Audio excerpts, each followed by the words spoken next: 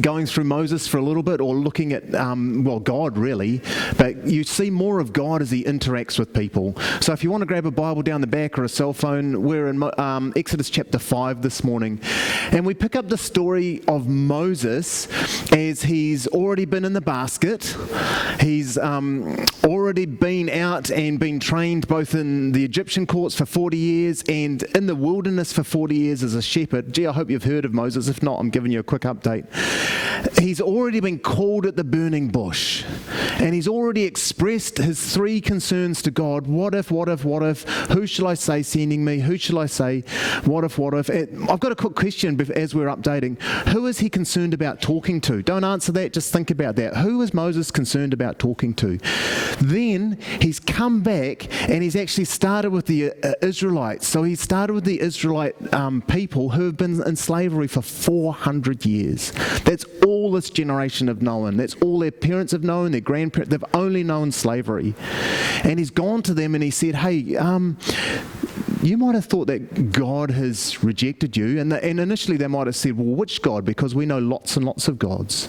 They've probably only known the Egyptian gods, which is a multi-god society.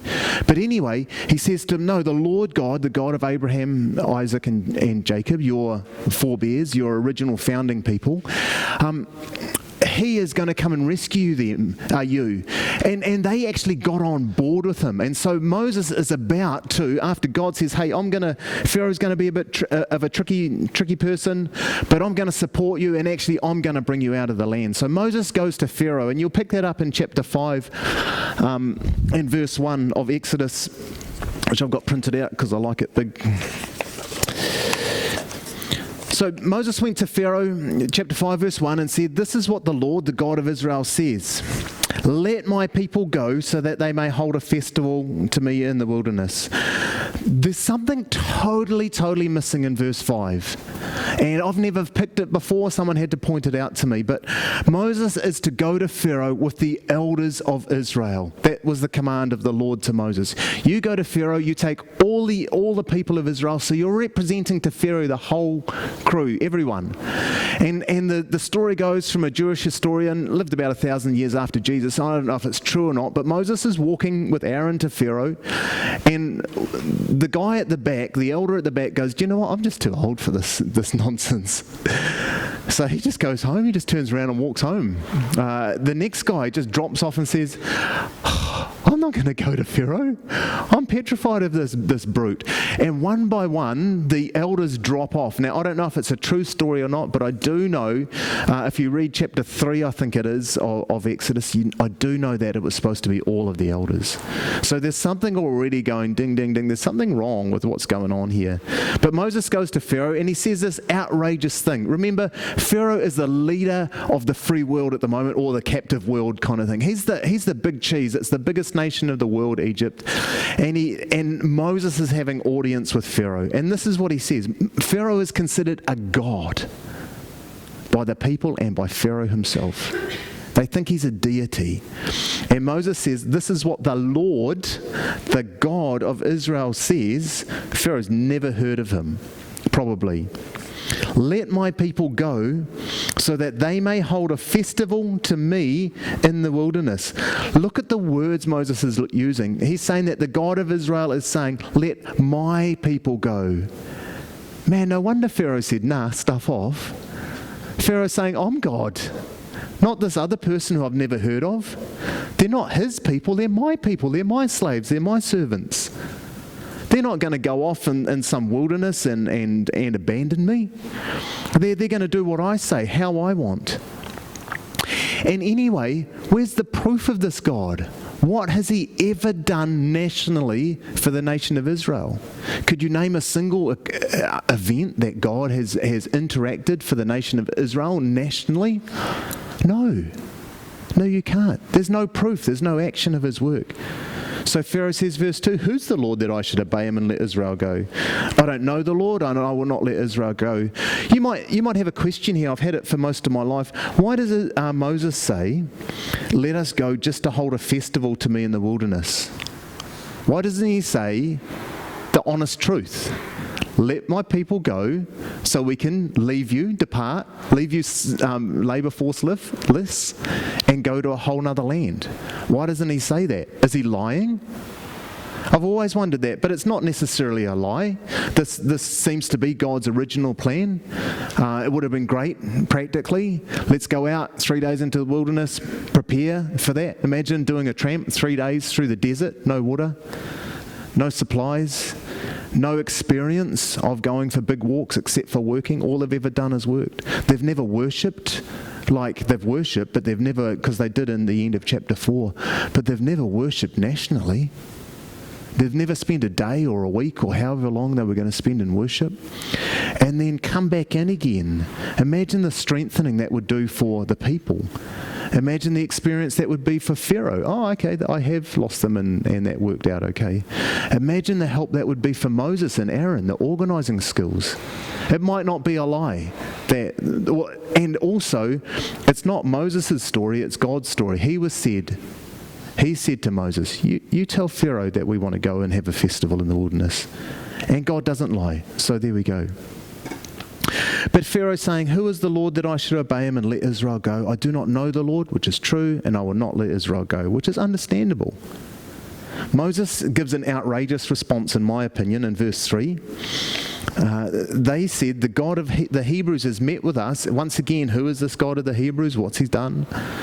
Now let us take a 3-day journey into the wilderness to offer sacrifices. So they have to take all their sacrifices to the Lord our God, or he may strike us with plagues or with the sword. So Moses is saying to Pharaoh, remember there's no proof of this so far for Pharaoh. Moses has had a little bit of proof with the leprosy on his hand, that he puts his hand in his cloak, it becomes leprous, he pulls it out, it's leprous, he puts it back in, it goes away. He's thrown a stick on the ground, it became a snake, he saw a bush that wasn't burning, but nothing on this scale.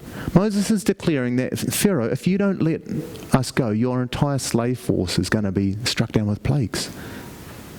Not only that, we're going to be hit with swords. And Pharaoh's going, well, who's going to hit you with swords if you don't go? We would hit you with swords if you do go, but is there another army from somewhere going to come and hit you with swords? It's an outrageous thing that is going on. But how does Pharaoh get his head around? No wonder he says no. So no wonder he says no with those two very uncompelling arguments. But if they don't respond, Moses is drawing a line in the sand and says God is going to give major consequences for us. Pharaoh's response, the king of Egypt said to Aaron, why are you taking the people away from their labour? Get back to your work.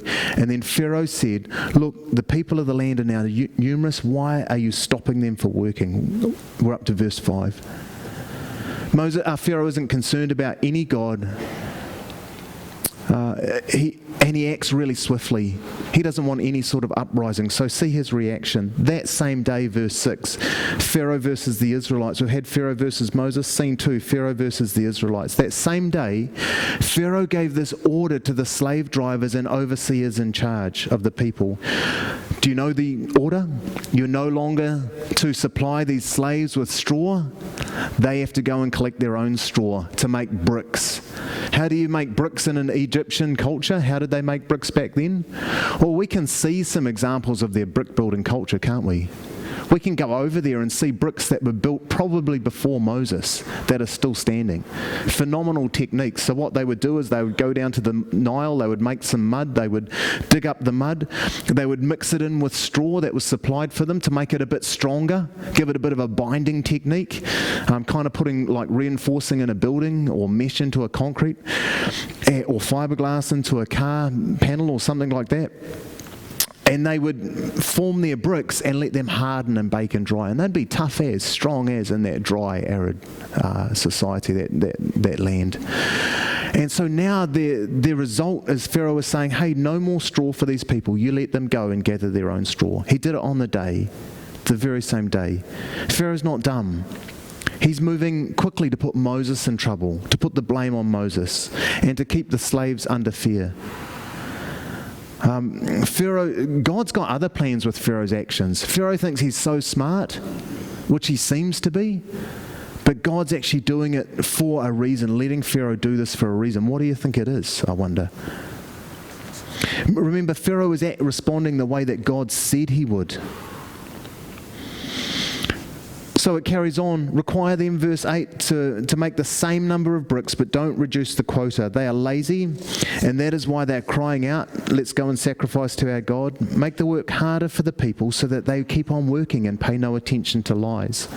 And so the slave drivers get into it. They say, look, they're Egyptians, we're not going to give you any more straw.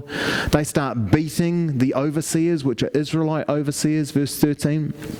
Whom they had appointed. Why haven't you done your quota of bricks? So what's the response from the Israelite people? Do they go to the elders? No. Do they go to Moses and Aaron saying, this isn't going well? I don't know how you would feel as Moses and the Israelites. We've agreed to us being rescued. We haven't agreed to us being beaten up worse as slaves. Verse 15, the Israelite overseers went and appealed to Pharaoh instead of the elders or Moses. Why have you treated your servants this way?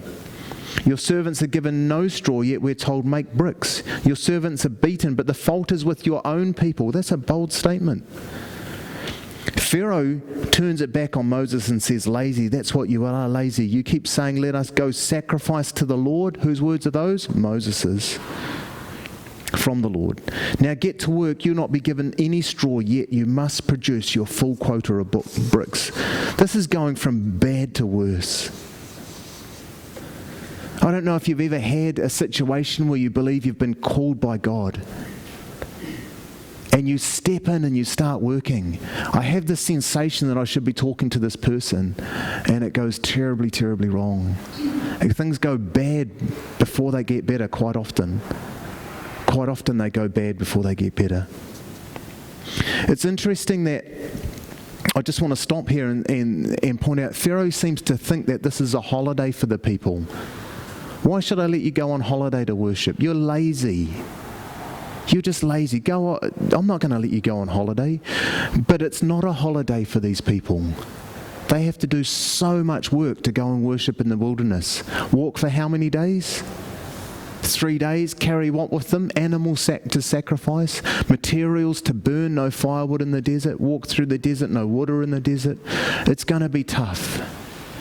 And sometimes I think we need to talk about this as a church as well, or as Christians. Sometimes worship is hard work. We have to give things up to go and worship God as a community.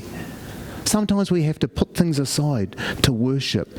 Sometimes as an individual during the week, we have to put aside easy stuff to do the harder thing, which is to take time to worship. Sometimes we have to give up something to pick up a Bible and go, do you know what, I'm just going to read today. Or I'm just going to walk and pray. I'm just going to take this to God.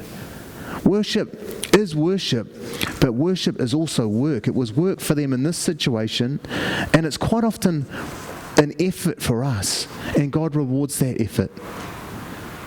But anyway, back to the story. Where are we? Pharaoh's telling the overseers that the fault is with Moses. Pharaoh doesn't seem to even give them an hour off. What are you doing? Go back to work.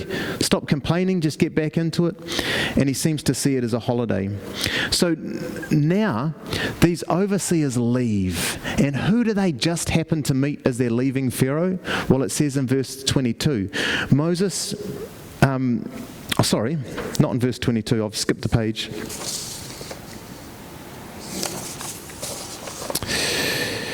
Verse 20, when they left Pharaoh, they found Moses and Aaron just happening to be waiting to meet them. So these overseers go and find Moses and Aaron, and they're actually waiting to have this conversation. I don't know what Moses and Aaron are expecting. I just would be really interested to know their thoughts at this time. But here's what the Israelite overseers say. It's an incredible sentence. I'll read it twice. Have a listen. The overseers said to Moses and Aaron, may the Lord look on you, it's good, and judge you.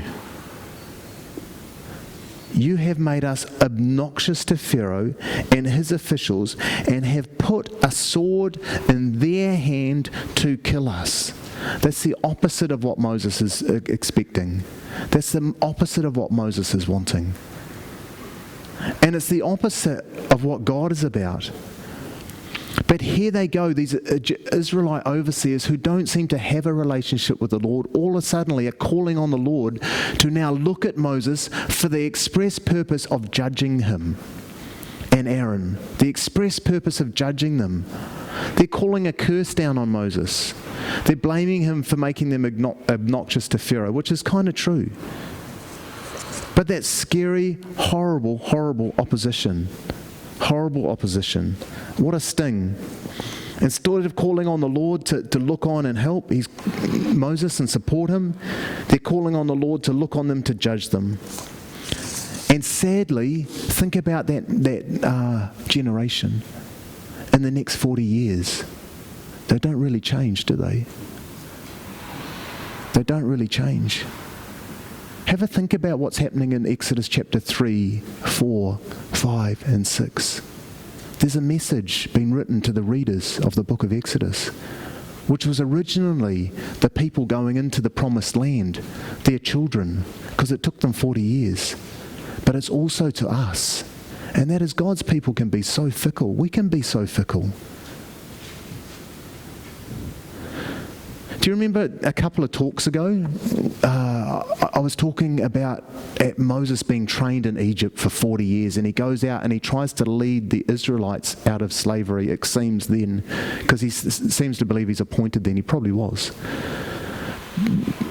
But he was ready to fight against Egypt. He wasn't ready to fight and lead Israel. And so God sent him to learn how to lead stubborn, tricky people. He had to learn how to lead sheep for 40 years. Do you remember that? That's to train Moses. And I don't know if he saw through it or not, that Israelites are tricky people. This whole nation of slaves, they're going to be tricky.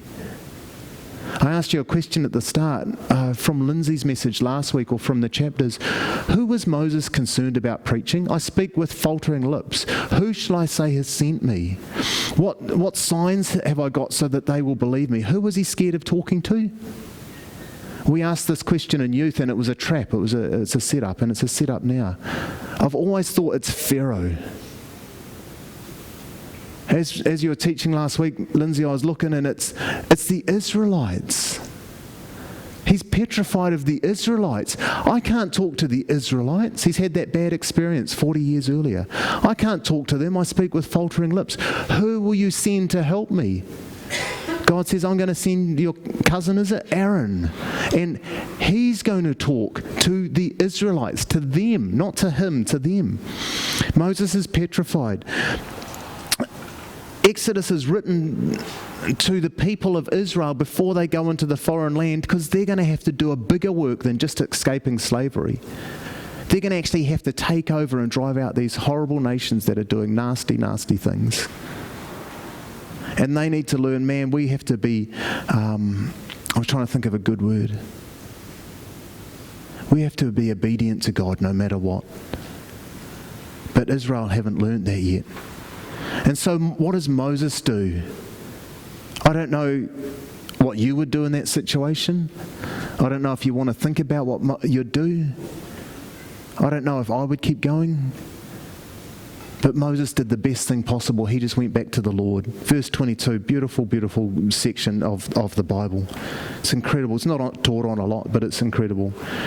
Moses returned to the Lord and did the most excellent thing. He said, "Why, Lord, have you brought this trouble on his people? Is this why you sent me?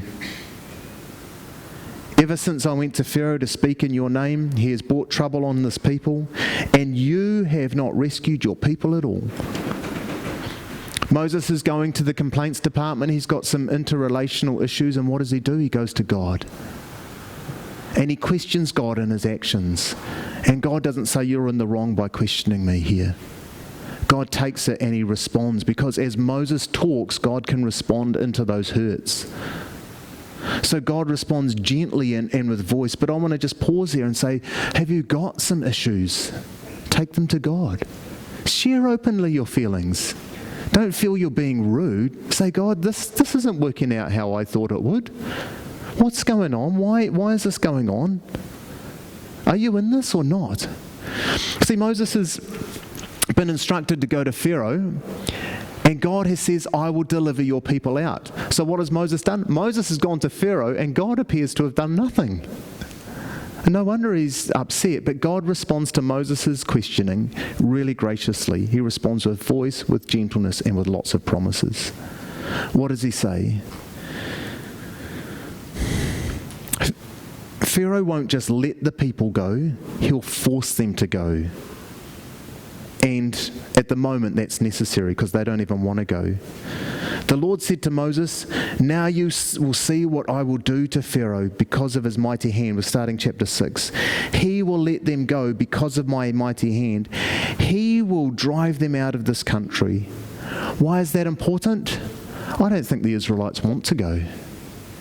They're crying out in their misery for help for the Lord, but I wonder what they're crying out for. Are they crying out, Lord, take us to a new land where we have to fight for every inch of our land?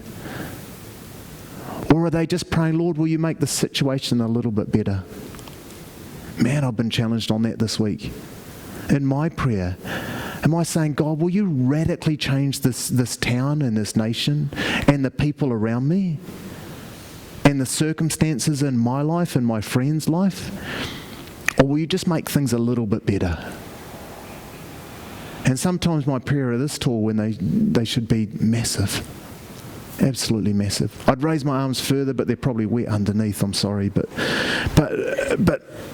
what are we asking of God in our moments? Are we wanting things a little bit better? Are we wanting to be just a little bit better as slaves? Do we want a little bit better conditions? Or do we want to be radically free? Do we want our walk with God to be a little bit better, or do we want it to be massively better? What are we asking for from God? I think this is half the reason why Pharaoh said no straw. Because the Israelites just want better conditions as a slave. And God's saying to the Israelites, or showing the Israelites, things aren't going to get better under this Pharaoh. Things aren't going to get better under this leader. The only way is to get out. And they're saying, no, we don't want to do it. So God says, I'm going to drive you out. He's the one that's going to make you leave. Not you, him. You're going to be so obnoxious to him, he's just going to want you out. And so God's giving Moses all these promises, and that's what we're in the middle of. Pharaoh's going to be actually the one that initiates this leaving in the end. And then he says, I want you to remember something. Pharaoh calls himself God, but I want you to remember verse 2, I am the Lord. And he says it again in verse 6 and verse 7 and 8, I am the Lord. I'm the God. I'm in charge of everything. And then he says, the next thing he says is, look, I've appeared to Abraham and to Isaac and to Jacob as God Almighty, but by my name, the Lord, or Yahweh, or Jehovah, the great I am, the God of everything, I did not make myself fully known to them. What's God saying to Moses then? Do you know, you look back on Abraham, Isaac, and Jacob as had the most incredible relationship with God out of all Israelites. And yet I've just revealed more of myself to you than anyone else in all history. And not only that, I'm going to reveal more of myself to all of Israel. Don't you dare think for a second, Moses, that I've revealed myself more to you than anyone else and now I'm going to sit down and do nothing. Trust me, I'm going to do a lot. I think there's a good principle here that the more you know of God, the more you can trust him. The more you know about God, the more that we look at how he interacts with Moses, the more we can trust him. And I pray that this morning has an effect on your trust and faith in him. God says, I've heard the groaning, over in verse 5, I've heard the groaning of the Israelites who the Egyptians are enslaving. He's giving him that statement that you can trust me because I've heard. And then he says, he's actually said it in verse 4, but also in verse 5, I've remembered my covenant. What was the covenant? Well, it's in verse 4. Verse 4, I also established my covenant with them to give them the land of Canaan where they resided as foreigners. So what happened? Abraham was called out of his original land, didn't know God. No one in the land knew the God, real true God at the time. And he said, you're coming to this new land. And so he came into this new land as one person and his wife and his cousin Lot. They lived as strangers in there, but God has said to him the whole time, do you know, I'm making a treaty with you based on my commitment, but based on my relationship with you. That I'm going to fulfill this, and you are going to have all of this land that you live on. You're going to take possession of all this land. And he said that to Isaac and to Jacob. And so God's coming back to Moses and saying, you're all going to get into this land based on that commitment and relationship I had with Abraham. Had this incredible insight during the week. Had some help by Ian Grant, if you remember Ian when he was teaching here. Teaching about covenant. And I've always thought of covenant as a treaty, as an agreement between two parties. That two parties make this agreement and they don't break their agreement based on their agreement. It appears that there's a whole lot more to covenant than I ever realised, that it's not just based on an agreement, but it's based on a relationship. So the best thing I can think of is there's a lovely lady sitting in the front row over there by a handsome son. We made a covenant, a treaty together that we were going to be married. But that treaty wasn't based on nothing. It was based on relationship. We already had a relationship. We were already committed to each other before we got married. But we look back to that covenant and say, we're in this together forever. But we're faithful to each other and we support and look after each other, not just because we made that commitment back in 97, July 4, 97? Oh, yeah. I'm getting the look. 98. Oh, gosh. It's the relationship that's important, Laura, not the date. Oh, gosh. Can you just delete that part off the video as well for those watching online? Oh, wow. I've gotten warm up here all of a sudden. Let's just leave the marriage there for a minute. God can't be unfaithful to Moses because he still has a relationship with Abraham, Isaac and Jacob. He's still got a relationship with Israel. And so here's the deal. God, verse 6. Oh, wow, what a passage. God gives them 7 I wills. Let's do this. Therefore, Moses, go to the Israelites and say, I am the Lord. Remember, 4 times he says that. I will bring you out from under the yoke of the Egyptians. I will free you from being slaves to them. I will redeem you with an outstretched arm and with mighty acts of judgment. And I will take you as my own people. I will be your God. What are we up to? About 5. And then God says, wait, now stop there.